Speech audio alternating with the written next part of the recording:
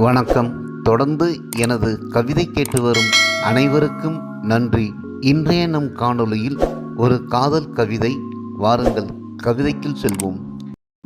எழுதிவிட்டேன் உனக்கான கவிதையை, உன் அழகில் இருந்து குறிப்பெடுத்துதான் எழுதி குவித்திருக்கிறேன். நீலமலர் விழியிலிருந்து மெய்யெடுத்து எழுதியதால் என் எழுதுகோலும் மயக்கத்திலேயே எழுதுகிறது. மயக்கும் விழி உனக்கு, காதல் வந்துவிடுமோ அச்சம் எனக்கு. வளைக்கும் புருவம் உனக்கு, என் விலாசம் மறந்துவிடுமோ அச்சம் எனக்கு. குகை ஓவியங்கள் போல் உன்னிடம் அழகு குவிந்திருக்கின்றது. மலை அருவி போல் எனக்குள் கவிதைகள் கொட்டுகிறது. வண்ணம் பூசாத கன்னத்தில் பூத்த குமிழ் நாசியும், வண்ணம் பூசாத கன்னத்தில் பூத்த குமிழ் நாசியும், தேன் வடியும் இதழையும் எப்படி எழுதுவது? ஏடுகளில் எழுதிவிட முடியுமா உன் அழகை? வானத்தில் வண்ணம் தீட்டினாலும் வடித்து விட முடியுமா உன் பேரழகை? வானத்தில் வண்ணம் தீட்டினாலும் வடித்து விட முடியுமா உன் பேரழகை?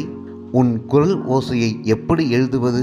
யாழ் இசை கூட வெறும் ஓசையாக கேட்கும்படி உன் குரல் ஓசைக்கு முன்னே பூவை தாங்கும் காம்பை போல உன் பூமுகத்தை தாங்கியிருக்கும் கழுத்தழகை என்ன சொல்லி எழுதுவது?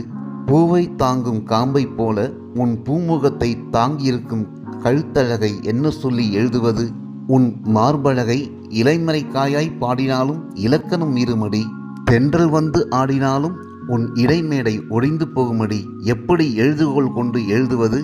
மெயில் இறகு கொண்டுதான் தீட்ட முடியும் இல்லாதது போல் இருக்கும் இடை வடிவை.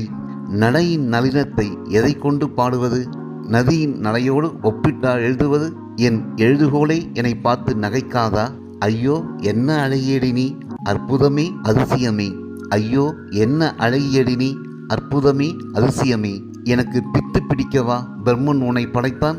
படைத்த பின் பிரம்மன் உன்னை பார்த்தானா? அவனும் பித்து பிடித்துத்தானே அலைவான்.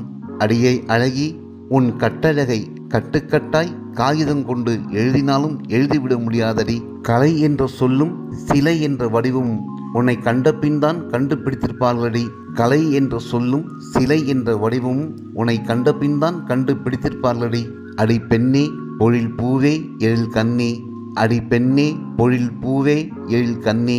இயன்றவரை ஏற்றிவிட்டேனடி உன்னை பற்றி உனக்கான கவிதையை எனக்காக. இயன்றவரை ஏற்றிவிட்டேனடி, இயன்றவரை ஏற்றிவிட்டேனடி உன்னை பற்றியே உனக்கான கவிதையை எனக்காக. நன்றி. இந்த கவிதை பிடித்திருந்தால் உங்கள் கருத்துக்களை கமெண்ட் பக்கத்தில் பதிவு செய்யுங்கள்.